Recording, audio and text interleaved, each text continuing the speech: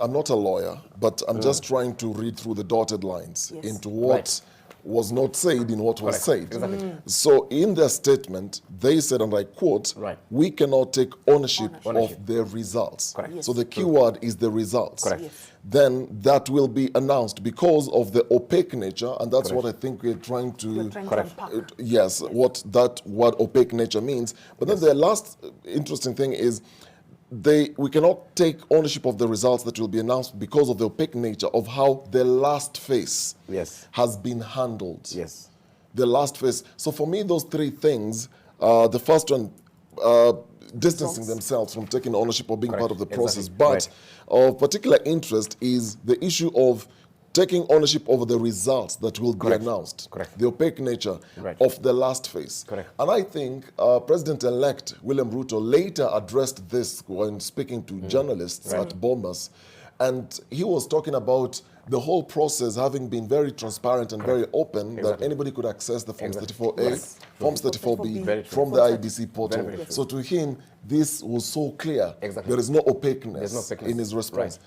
My question then is, if we try to get into the minds of these commissioners, I know I'm not a lawyer, but just trying to unpack, trying to understand what they were really getting to, because they refused to take questions from journalists. What do you think could have happened? Because the declaration was supposed to happen at 11, then it was moved to 3 p.m., then to 4 p.m., then later in the evening. During that whole afternoon, by the time they were leaving Bomas to go to Serena to do this, what exactly could have happened? Because they're saying they won't be part of the results that will be announced. So it's an issue with the results. Then they talked about the opaque nature, and then the last phase of this whole process. Yeah, I think the other day on this particular show, we spent time discussing another word, which was tallying, and as opposed to counting or arithmetics and so on. And why that was actually taking time, because that is really about result verification, across board, looking at Form 34 A's and 34 B's, and confirming this with the physical results that are required by law to be brought by, the different returning officers, and so on and so forth. And of course, we saw the first bit of that tallying, that the chairman of the commission complained was taking too long as 4 hours. The chairman of the commission said earlier on that this is not a forensic audit. It is actually tallying, and we would actually just put aside, whatever results we cannot agree on. My own speculation is that when the tail end of the process had to go fast, and that is the bit that we are also not very privy to, that when IBC decided to speed up, were there situations where, the commissioners did not agree? Because the reason why it was taking long really was that, for the commissioners and the parties to agree that indeed this is the issue, and we actually saw that in the public. And my own speculation is that it could be that when IBC on the tail end was trying to move fast, so that the results could be declared, that maybe there was divergence of views on some specific results, or some specific forms and so on. But on the other hand, a decision had to be made. Yeah, because aside from that, I don't see any reason why somebody would say, look, yeah, I mean, we're not owning this particular result, unless, of course, you can't just say, I don't feel like owning this result. But on the other hand, if you're saying, no, let us look at this particular result, not the overall result, but the individual numbers that are being declared from Form 34A and Form 34B, even an individual form.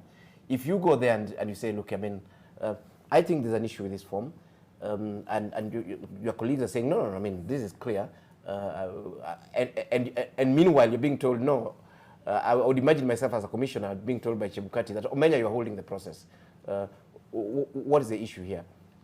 And then that is decided, without necessarily me agreeing if I was a commissioner. Then, I suspect it's those sort of things that eventually led to this, divergence of views in the commission. which unfortunately, of course, also opens up. Carol, this again space to opens contest, up opens up another issue of undue influence on the commission, because there are ghosts that I think are haunting the commission. We go all the way back to 2017, 2018, where at a glance we saw resignations. And in 2018, for example, the then IEBC Vice Chair, Conin Carter, and Commissioners Paul Kurgat and Margaret Mwachanya, they quit the commission, and they were protesting that against what they called Chebukati's failed leadership.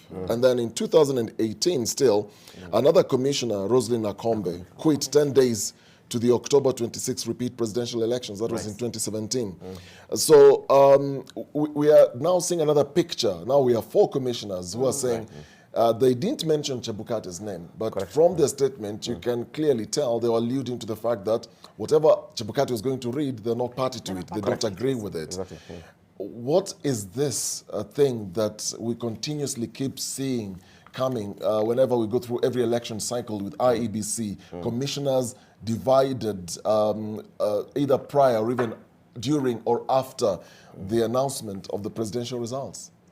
That's I think, a very deep question and a very layered question. And before I even answer that, I still stick to my original assertion that what they did at the last minute felt very reckless, especially when you consider the kind of country we live in and the kind of emotions that had already been whipped up. Having said that, I think also we shouldn't be very quick to dismiss what they said, as you rightly so. There has been a history, and I remember asking a couple of days ago, the I in IEBC is independent, stands for independent, but how independent has been the IEBC? How divorced are they, or how far removed? I mean, the barrier between the IEBC and politicians, how clear is it? Is there a boundary, you know? And for me, these are the questions we need to ask. This is not to say that we believe what, I mean, because even what they said was in itself opaque. You know, they said the process was opaque, but their statement in itself was equally opaque, because everybody kept asking, what does that mean? What exactly do they mean? And we also need to ask ourselves, when they said the last phase, what did they mean? What is the last phase? What is that last phase?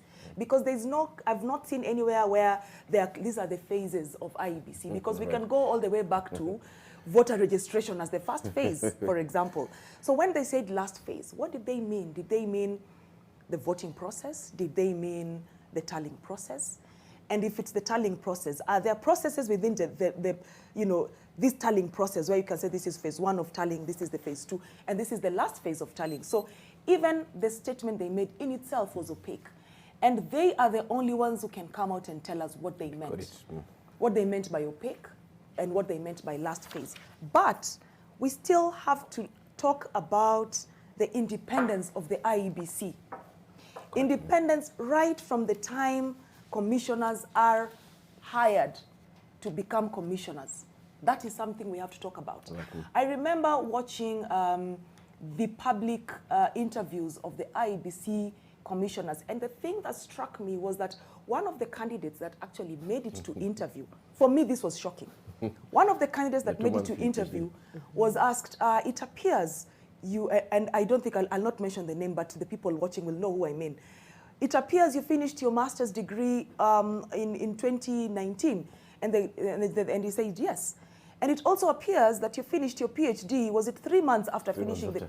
And he said yes. And he was asked the process of finishing a PhD in itself, even within 3 months, you know, as someone who has done a PhD, even a proposal, to develop a proposal in 3 months, is impossible. And he said, yeah, I mean, I worked hard. And that was the end of that. And for me, the fact that somebody had been shortlisted to come for interview as an IEBC commissioner, and it was very clear that his papers were fake, for me was very telling, because I kept asking myself, who shortlisted this man? And I actually unleashed him onto the public for us to witness such kinds of dishonesty and mediocrity. So for me, when I think of IEBC, we have to ask ourselves, who are these people who applied to become commissioners in the IEBC? How are they shortlisted? How is it that this is the caliber of people that land on the shortlist?